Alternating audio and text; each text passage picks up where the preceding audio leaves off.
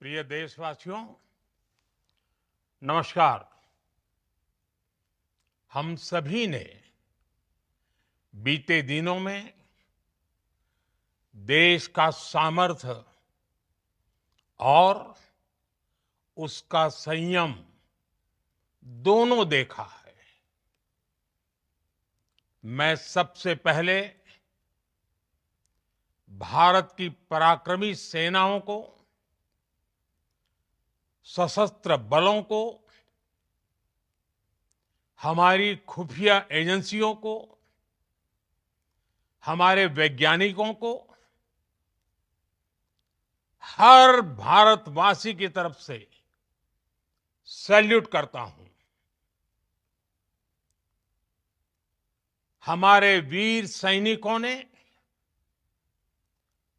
Operation सिंदूर के लक्ष्यों की प्राप्ति के लिए असीम शौर्य का प्रदर्शन किया। मैं उनकी वीरता को, उनके साहस को, उनके पराक्रम को आज समर्पित करता हूं हमारे देश की हर माता को, देश की हर बहन को और देश की हर बेटी को ये पराक्रम समर्पित करता हूं।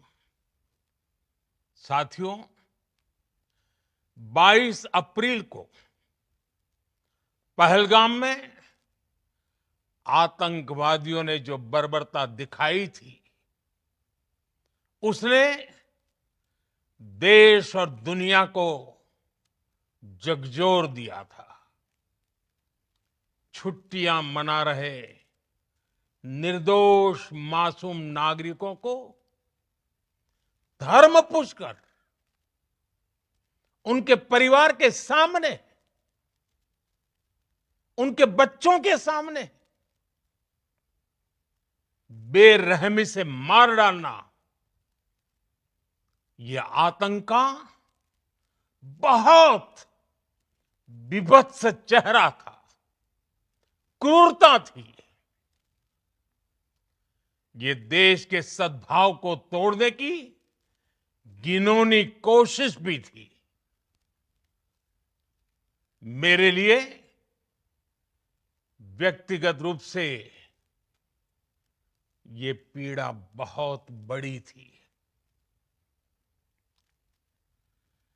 इस आतंकी हमले के बाद सारा राष्ट्र, हर नागरिक, हर समाज, हर वर्ग, हर राजनीतिक दल एक स्वर में आतंक के खिलाफ कड़ी कार्रवाई के लिए उठ खड़ा हुआ। हमने आतंकवादियों को मिट्टी में मिलाने के लिए भारत की सेनाओं को पूरी छूट दे दी और आज हर आतंकी, आतंक का हर संगठन जान चुका है कि हमारी बहनों बेटियों के माथे से सिंदूर हटाने का अंजाम क्या होता है। साथियों, ऑपरेशन सिंदूर ये सिर्फ नाम नहीं है, ये देश के कोटि कोटि लोगों की भावनाओं का प्रतिबिंब है। ऑपरेशन सिंदूर न्याय की अखंड प्रतिज्ञा है।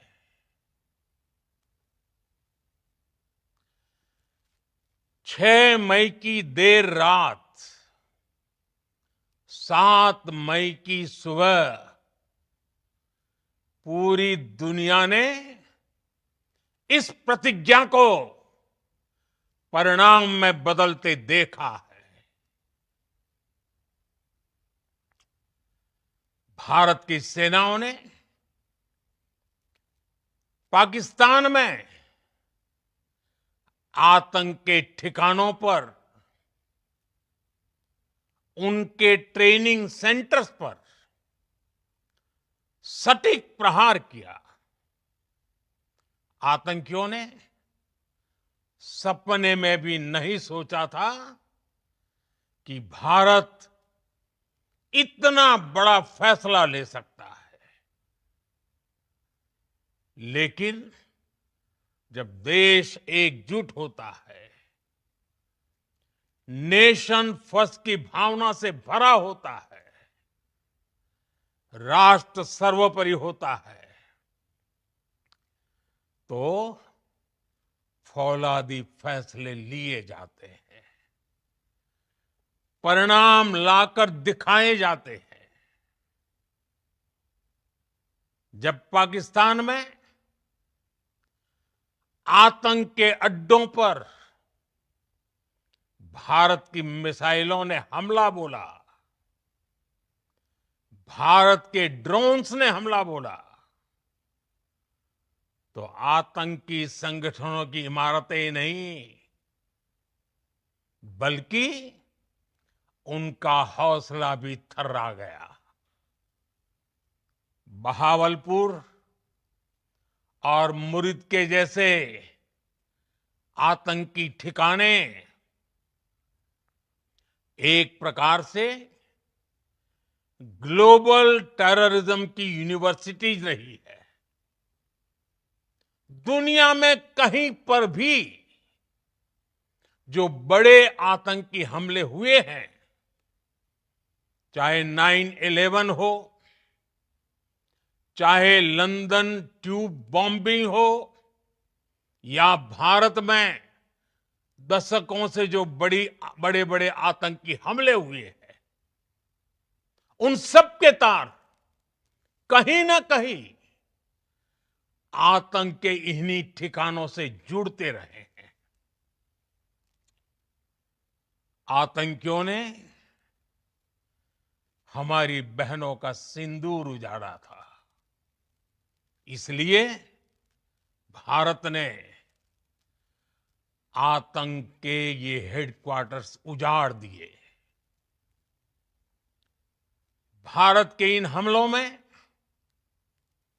100 से अधिक खूंखार आतंकवादियों को मौत के घाट उतारा गया है। आतंक के बहुत सारे आका बीते 2.5-3 दशकों से खुलेआम पाकिस्तान में घूम रहे थे, जो भारत के खिलाफ साजिशें करते थे। उन्हें भारत ने एक झटके में खत्म कर दिया। साथियों, भारत की इस कार्रवाई से पाकिस्तान घोर निराशा में गिर गया था, हताशा में गिर गया था, बौखला गया था। और इसी बौखलाहट में उसने एक और दुस्साहस किया।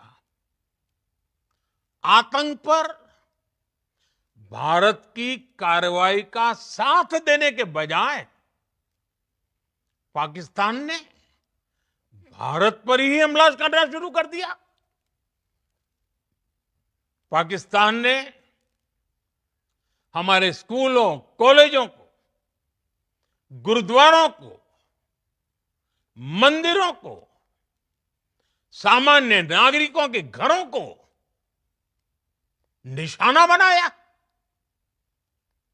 पाकिस्तान ने हमारे सैन्य ठिकानों को निशाना बनाया।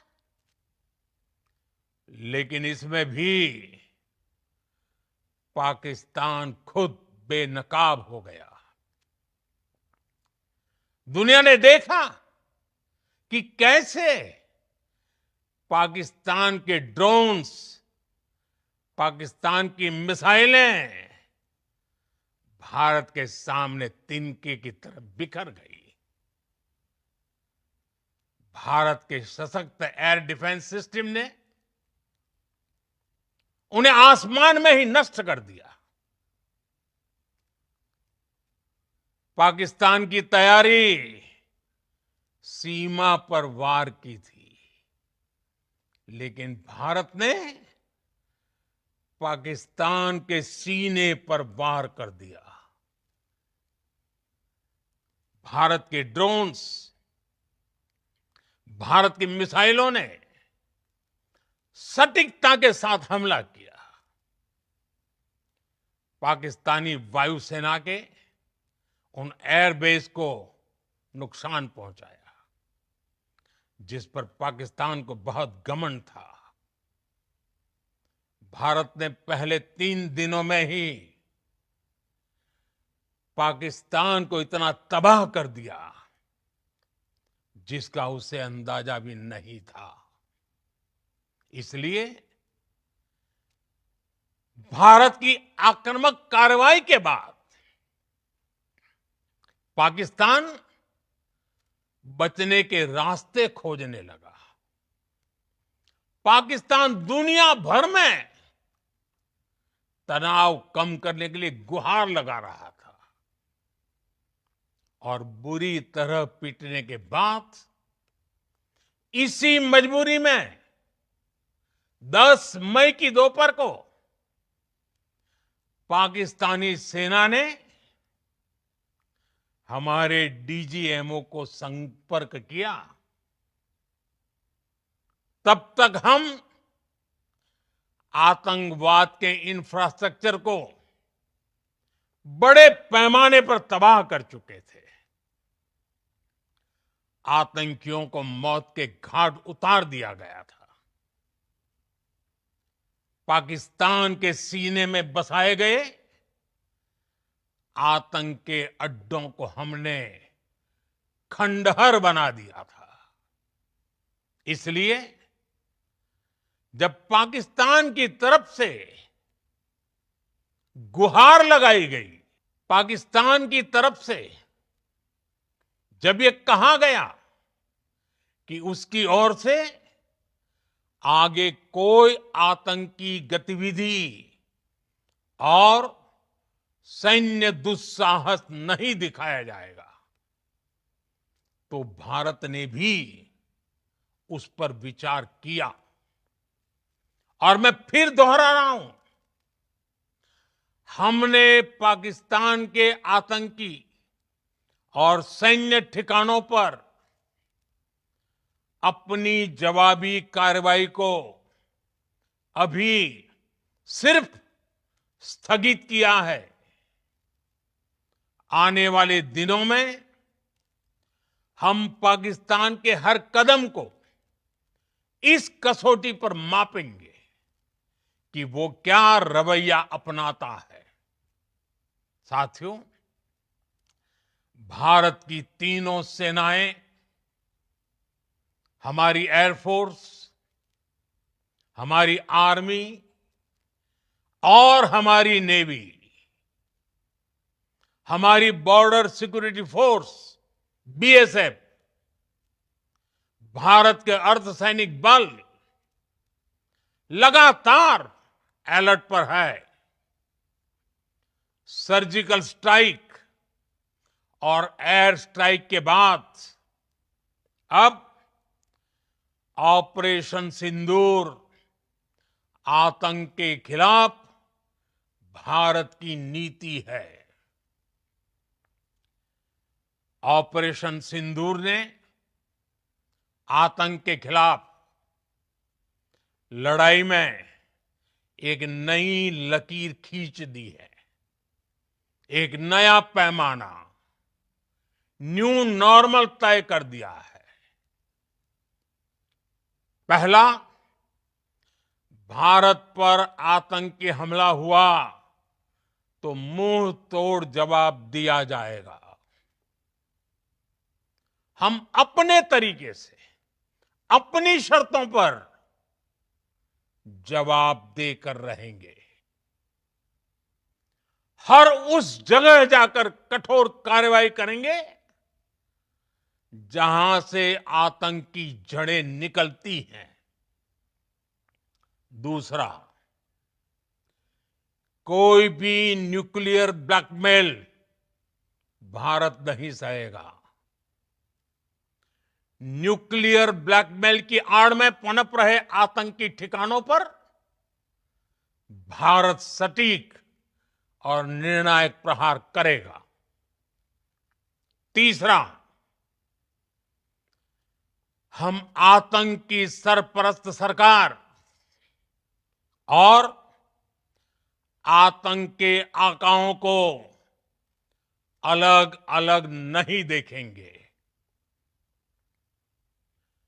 ऑपरेशन सिंदूर के दौरान दुनिया ने पाकिस्तान का वो घिनौना सच फिर देखा है,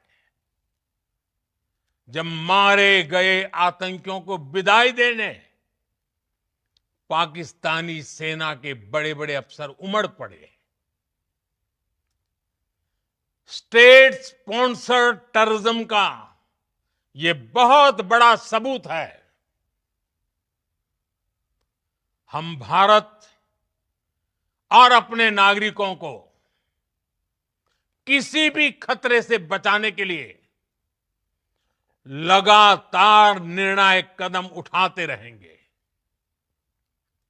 साथियों, युद्ध के मैदान पर हमने हर बार पाकिस्तान को धूल चटाई है और इस बार ऑपरेशन सिंदूर ने नया आयाम जोड़ा है। हमने रेगिस्तानों और पहाड़ों में अपनी क्षमता का शानदार प्रदर्शन किया और साथ ही न्यू एज वॉरफेयर में भी अपनी श्रेष्ठता सिद्ध की। इस ऑपरेशन के दौरान हमारे मेड इन इंडिया हथियारों की प्रामाणिकता सिद्ध हुई। आज दुनिया देख रही है 21वीं सदी के वॉरफेयर में made in India defence equipments, इसका समय आ चुका है। साथियों, हर प्रकार के आतंकवाद के खिलाफ हम सभी का एकजुट रहना, हमारी एकता हमारी सबसे बड़ी शक्ति है। निश्चित तौर पर ये युग युद्ध का नहीं है, लेकिन ये युग आतंकवाद का भी नहीं है। टेररिज्म के खिलाफ जीरो टॉलरेंस, ये एक बेहतर दुनिया की गारंटी है। साथियों, पाकिस्तानी फौज, पाकिस्तान की सरकार जिस तरह आतंकवाद को खाद पानी दे रहे हैं, वो एक दिन पाकिस्तान को ही समाप्त कर देगा। पाकिस्तान को अगर बचना है तो उसे अपने टेरर इंफ्रास्ट्रक्चर का सफाया करना ही होगा। इसके अलावा शांति का कोई रास्ता नहीं है। भारत का मत एकदम स्पष्ट है। टेरर और टॉक एक साथ नहीं हो सकते। टेरर और ट्रेड एक साथ नहीं चल सकते और पानी और खून भी एक साथ नहीं बह सकता। मैं आज विश्व समुदाय को भी कहूंगा, हमारी घोषित नीति रही है अगर पाकिस्तान से बात होगी तो टेररिज्म पर ही होगी। अगर पाकिस्तान से बात होगी तो पाक ऑक्युपाइड कश्मीर पीओके उस पर ही होगी। प्रिय देशवासियों, आज बुद्ध पूर्णिमा है। भगवान बुद्ध ने हमें शांति का रास्ता दिखाया है। शांति का मार्ग भी शक्ति से होकर जाता है। मानवता शांति और समृद्धि की तरफ बढ़े, हर भारतीय शांति से जी सके, विकसित भारत के सपने को पूरा कर सके, इसके लिए भारत का शक्तिशाली होना बहुत जरूरी है। और आवश्यकता पड़ने पर इस शक्ति का इस्तेमाल भी जरूरी है। और पिछले कुछ दिनों में भारत ने यही किया है। मैं एक बार फिर भारत की सेना और सशस्त्र बलों को सैल्यूट करता हूं। हम भारतवासी के हौसले, हर भारतवासी का एकजुटता का शपथ, संकल्प, मैं उसे नमन करता हूं। बहुत बहुत धन्यवाद। भारत माता की जय। भारत माता की जय।